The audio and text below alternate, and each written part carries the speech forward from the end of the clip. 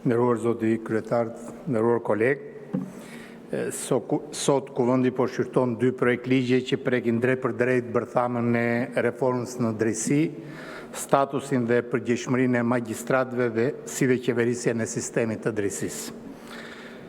Nuk janë ligje periferike, por dy prej shtyllave mbi të cilat është ndërtuar arkitektura e re e drejtësisë shqiptare dhe si të tilla, çdo ndërhyrje duhet të dëshmojë në çdo moment përgjegjësi dhe maturi maksimale. Këto ligje u miratuan gati një dekadë më parë dhe shënuan një kthes historike për vendin.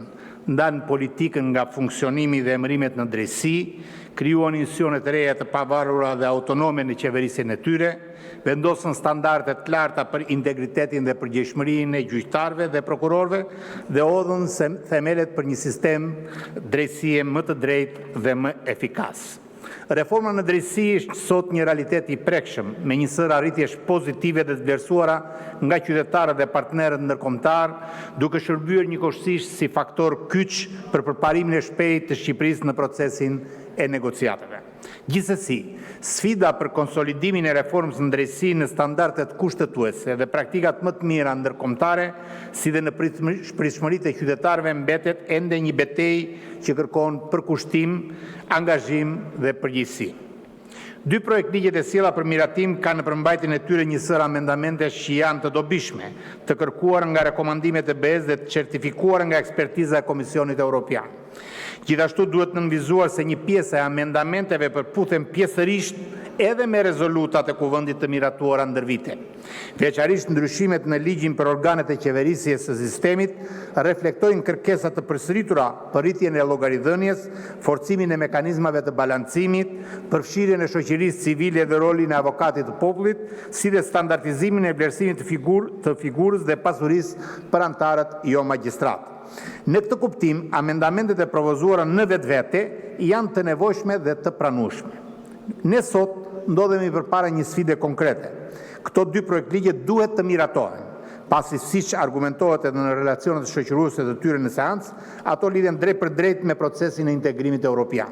Kjo dhe sepse adresojnë hendeqet kritike të identifikuara nga Bashkimi Evropian dhe sepse kanë marrë miratimin e Komisionit Evropian gjithashtu. Prandaj alternativa e vetme e përgjegjshme në këtë rast është miratimi i këtyre projekt ligjeve, pavarësisht pretendimeve për më mirë për procesin dhe vetë projektin. Çdo alternativë tjetër do të kishte një kosto të drejtë për drejtë për rrugën europiane të Shqipërisë. Duke shmuar rëndësinë thelbësore të këtyre dy ligjeve, në arkitekturën e re të drejtësisë dhe duke vlerësuar pozitivisht përmbajtjen e këtyre dy projekteve që u paraqiten këtu, që synojnë ndryshimin e disa neneve të këtyre dy ligjeve, të jemi sinqert, nuk jam shumë optimist për efektin e tyre në një rafsh më të gjerë. Pyetja që shtrohet është: a sjellin këto amendamente ndryshimet e pritshme? A arrin të zgjidhin këto ndryshime disa nga problemet reale të drejtësisë në Shqipëri të krijuara nga keq zbatimi i ligjeve në fuqi dhe vetë procesi i zbatimit të reformës në këto vite? Për ta qartësuar më mirë këtë qëndrim, po sjell një argument konkret. Bashkohem edhe me kolegët këtu se problemi real më i ndjeshëm sot në dhënien e drejtësisë ka një emër të qartë: vonesat dhe zvarritjet, backlogu i çështjeve. Qytetarët nuk ankohen për mungesë ligjesh, por kryesisht për faktin që çështjet zgjasin me vite, hetimet dhe gjykimet vonohen dhe drejtësia vjen shumë vonë. Dhe drejtësia e vonuar është sigurisht drejtësi e mohuar. Backlogu është sfida më e madhe e sistemit sot, dhe mbi këtë fakt ka konsensus të plot politik dhe institucional. Duhet ta themi me ndershmëri, këto dy projekt ligje nuk arrin ta zgjidhin këtë problem. Jo se amendamentet e sjella janë të gabuar, por sepse nuk janë të mjaftueshme dhe nuk kanë në fokus të tyre për të adresuar në thelb këtë shqetësim. Reduktimi i çështjeve të prapambetura në gjykata duhet të jetë një objektiv me përparësi absolute, derisa ky fenomen të vihet nën kontroll. Një tjetër çështje problematike është legalizimi i situatës së drejtimit me zvendës në gjykata dhe prokurorisë që u prezantua këtu, zgjidhje që kontestohet edhe nga profesionistët e vetë sistemit. Kjo situatë nuk ka ardhur nga boshllëqe ligjore, por nga papërgjegjshmëria e këshillave, veçanërisht në mandatin e tyre të parë. Sot ne nuk e zgjidhim këtë problem në thelb, por thjesht e formalizojmë këtë situatë paligjshmërie në sistem. Dhe kjo në këndvështrimin tim nuk është zgjidhje e qëndrueshme, se nuk adreson në thelb problemin kryesor që kemi, përgjegjshmërinë, eficiencën dhe përgjegjësinë e këshillave në funksionimin dhe vendimarrjen e tyre. Nderuar kolegë, duke marrë shkas nga ky debat, dëshiroj të ritheksoj disa vlerësime që personalisht i kam konsideruar dhe vazhdoj t'i konsideroj të rëndësishme për debatin që jemi duke zhvilluar. Së pari, përgjegjësia jonë është që të ruajmë frymën dhe qëllimin e reformës në drejtësi, duke u siguruar që çdo ndryshim ligjor të forcojë më tej pavarësinë, integritetin dhe eficiencën e sistemit. Ndryshimet në ligje themelore si këto dy projekte duhet të jenë të kujdesshme, të argumentuara dhe të mbështetura mbi analiza të plota. Kjo është mënyra për të garantuar qëndrueshmëri ligjore dhe besueshmëri te publiku. Dhe këtu lind një tjetër shqetësim që Kuvendi nuk duhet ta anashkalojë në përgjegjësinë e tij. Në këto 9 vite kemi ndryshuar këto dy ligje shumë herë. Përkatësisht, ligjin për statusin për herë të 6 dhe ligjin për qeverisjen për herë të 3 sot. Gjithashtu te ligji për qeverisjen po ndryshojmë sot nene që i kemi ndryshuar edhe më parë. Çfarë tregon kjo?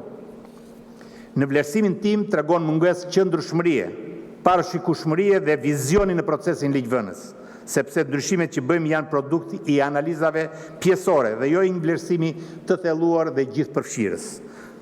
Së dyti në këtë proces është domosdoshmëri që të punojmë në mënyrë gjithëpërfshirëse. Projektligjet që po miratojmë janë të kushtozuara nga agenda europiane dhe duhen miratuar. Por pamaftueshmëria e tyre në adresimin e problematikave reale të sistemit lidhet edhe me procesin e hartimit të projekteve që miraton Kuvendi. Është pozitive fakti që për hartimin e këtyre dy projektligjeve, siç është prezantuar, ka funksionuar në legislaturën e kaluar një nën komision me deputet të mazhorancës dhe opozitës dhe shpresoj se kjo të jetë një arsye që opozita të votojë sot këtë projekt.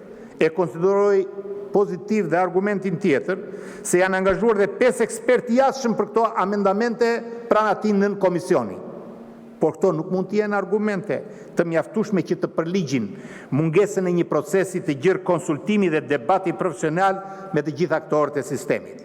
Kuvendi duhet të shfrytëzojë ekspertë të fushës dhe asistencën ndërkombëtare, por para së gjithash duhet të bashkëpunojë ngushtë me gjyqtarët, prokurorët, këshillat qeverisë të sistemit. Askush s'ka një pasqyrë më të mirë të problemeve se sa vetë ata që i përballojnë ato çdo ditë. Prandaj zëri i tyre duhet dëgjuar dhe reflektuar në zgjidhjet tona në projektet që paraqesim këtu.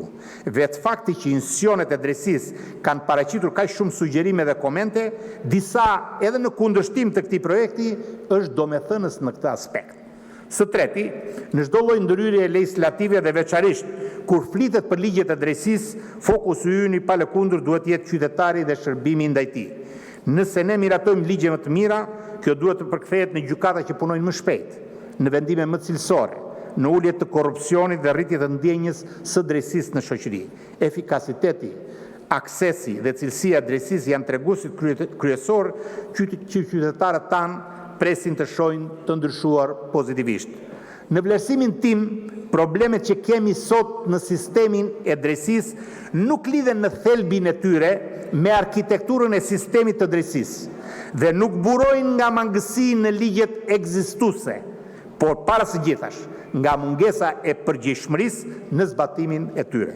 Pjesa kryesore e shqetësimeve që kemi sot në dhënien e drejtësisë, në cilësinë e vendimarrjes dhe përgjegjshmërinë e magjistratëve, dhe sidomos në efikasitetin e sistemit, përfshi dhe çështjen e backlogut, lidhen edhe me funksionimin e institucioneve të reja të drejtësisë, e sidomos të dy këshillave dhe inspektorit të lartë të drejtësisë, por para së gjithash lidhen me kodet e procedurave civile, penale dhe administrative, me të cilat jemi marrë pak dhe me ndryshime të pjeshme, por dhe ato as pak fryti një analize dhe debatit të gjerë profesional me aktorët e sistemit dhe para së gjithash me gjyqtarët, prokurorët dhe avokatët. E kam thënë disa herë dhe ritheksoj dhe sot me bindjet plot, se ka ardhur momenti, ndoshta dhe ka kaluar, i nevojës për një analizë gjithëpërfshirëse të reformës në drejtësi, për një debat të hapur profesional dhe për ndërhyrje të menduara mirë që të forcojnë realisht përgjegjshmërinë, eficiencën dhe cilësinë e drejtësisë, dhe kjo përmes një procesi të mirë organizuar dhe gjithëpërfshirës. Faleminderit.